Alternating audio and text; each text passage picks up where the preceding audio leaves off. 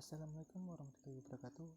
Perkenalkan, nama saya Farhan Ramadan dengan NPM 18430089. Baik, pada kesempatan kali ini saya akan menjelaskan tugas dari keamanan informasi, yaitu tentang sistem manajemen dan keamanan informasi. Oke, langsung lanjut. Oke, yang pertama itu ada tata kelola keamanan informasi. Menurut ITGI atau IT Governance Institute, tata kelola keamanan informasi antaranya sebagai berikut. A. Metodologi manajemen risiko keamanan informasi. B. Strategi keamanan yang komprehensif terkait dengan bisnis dan tujuan TI. C. Strategi keamanan yang efektif. D. Strategi keamanan yang berbicara tentang nilai informasi yang dilindungi. E. Kebijakan keamanan yang membahas setiap aspek, strategi, kontrol, dan regulasi. F. Sebuah standar yang lengkap untuk setiap kebijakan dengan memastikan bahwa prosedur dan pedoman yang sesuai dengan kebijakan. G. Institusi memantau proses untuk memastikan kepatuhan dan memberikan umpan balik efektivitas. H. Sebuah proses untuk memastikan evaluasi lanjut dan memperbarui kebijakan keamanan standar dan prosedur. Kemudian yang kedua, di sini ada sistem manajemen keamanan informasi atau SMKI.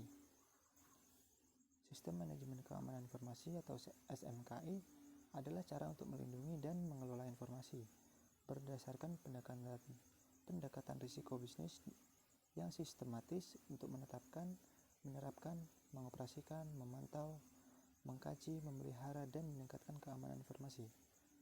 Proses dalam SMKI disusun berdasarkan risiko pendekatan bisnis untuk merencanakan atau plan, mengimplementasikan dan mengoperasikan atau do, memonitor dan meninjau ulang atau cek, serta memelihara dan meningkatkan atau mengembangkan atau ACT.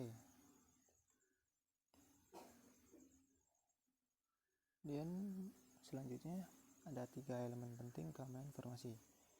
Yang pertama itu kerahasiaan atau confidentiality adalah upaya penjagaan bagi mereka yang tidak berkepentingan untuk dapat mencapai informasi. Secara umum dapat disebutkan bahwa kerahasiaan yang mengandung makna bahwa informasi yang tepat hanya dapat terakses oleh mereka yang berhak dan bukan orang lain. Sama analoginya dengan email maupun data-data perdagangan dari perusahaan. Kemudian yang kedua ada keutuhan atau integrity adalah bentuk pencegahan terhadap kemungkinan amandemen atau penghapusan informasi oleh mereka yang tidak berhak. Secara umum, maka integritas ini berarti bahwa informasi yang tepat memang tepat di mana-mana dalam sistem dan atau mengikuti istilah messaging, yaitu tidak terjadi cacat maupun terhapus dalam perjalanan dari penyajian kepada para penerima yang berhak atas informasi tersebut. Dan yang ketiga, ketersediaan atau availability adalah upaya pencegahan ditahannya informasi atau sumber daya terkait oleh mereka yang tidak berhak. Secara umum, maka makna yang dikandung adalah bahwa informasi yang tepat dapat diakses bila dibutuhkan oleh siapapun yang memiliki legitimasi untuk tujuan ini. Berkaitan dengan messaging system, maka pesan itu harus dapat dibaca oleh siapapun yang dialamatkan atau diarahkan sewaktu mereka ingin membacanya. Kemudian selanjutnya ada keamanan informasi meliputi 14 area pengamanan. A. Kebijakan keamanan informasi. B. Organisasi keamanan informasi. C. Sumber daya manusia menyangkut keamanan informasi. D. Manajemen aset. E. Akses kontrol.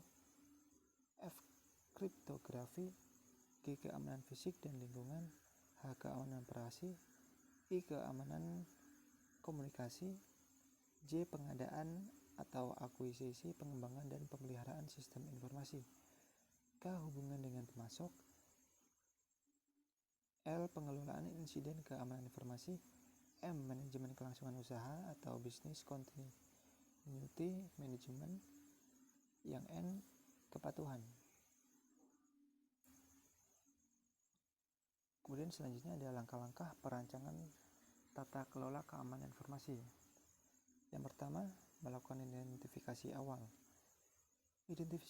Identifikasi awal merupakan sebuah proses awal dalam tahapan penelitian untuk memperoleh dan menganalisis secara mendalam permasalahan yang ada di Arsip Nasional RI sehingga dapat menjamin operasional menggunakan teknologi informasi.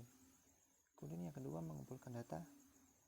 Pengumpulan data dilakukan untuk mendapatkan gambaran besar dan terperinci tentang kondisi saat ini, aset yang mendukung pelaksanaan dan pengelolaan teknologi informasi melalui observasi serta wawancara kepada pejabat di lingkungan pusat data Arsip Nasional RI.